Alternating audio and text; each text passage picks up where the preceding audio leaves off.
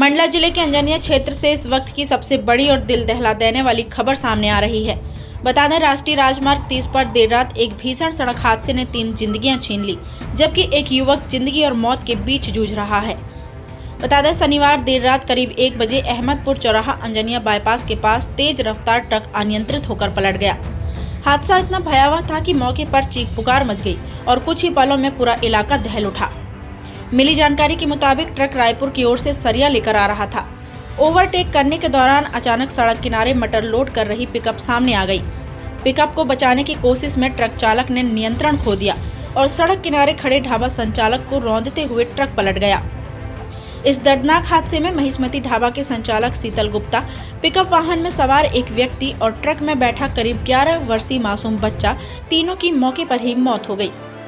वहीं ट्रक का क्लीनर गंभीर रूप से घायल हो गया, जिसे तुरंत अंजनिया स्वास्थ्य केंद्र में भर्ती कराया गया है, जहां उसकी हालत नाजुक बनी हुई है।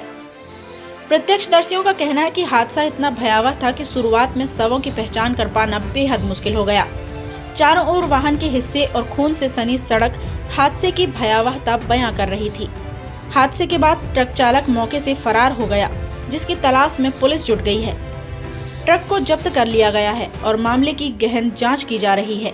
सभी शवों को पोस्टमार्टम के लिए अंजनिया स्वास्थ्य केंद्र भेज दिया गया है। स्थानीय लोगों का कहना है कि बाईपास पर तेज रफ्तार और लापरवाह ड्राइविंग लगातार हादसों को न्योता दे रही है, लेकिन अब तक कोई ठोस कार्यवाही नहीं हो रही। पुलिस जांच जारी है और सच जल्द ही सामने आने की उम्मीद है।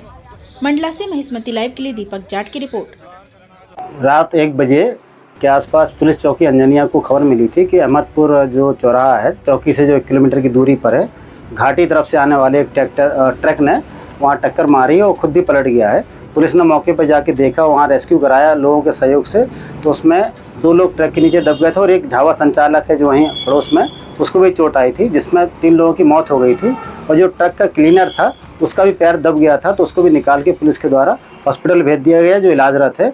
वहाँ पर जो जानकारी लगी चश्मदीद साक्षियों से, तो ये जानकारी लगी है कि उसमें एक ट्रक गाड़ी पहले से आ रही थी, उसको एक घटना वाला करने वाला जो ट्रक है ओवरटेक कर रहा था और सामने से उसी समय वाहन आ गया, तो उसने उस वाहन को बचाने के लिए किनारे में दबाया और किनारे में एक पिकअप खड़ी हुई थी जहाँ पर ये लोग खड़े हुए थे, जिसको चोटें आई, जिसके कारण से ये घटना घटी है।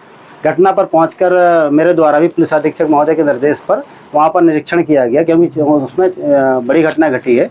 साथ में एनएच को भी बुलाया गया था। एनएच के अधिकारियों ने आके मौके को देखा है और भविष्य में घटना ना घटे उसके लिए उन्होंने 1 सप्ताह का समय मांग के वहाँ पर काम चालू करने का आश्वासन दिया है, जिसमें वहाँ पर प्रकाश व्यवस्था, साथ में वहाँ ब्रेकर की जो सुविधा है इस तरह से बनाई जाएगी कि वहाँ पर स्पीड को कंट्रोल किया जा सके और भविष्य में इस तरह की घटनाएं ना घटे। धन्यवाद।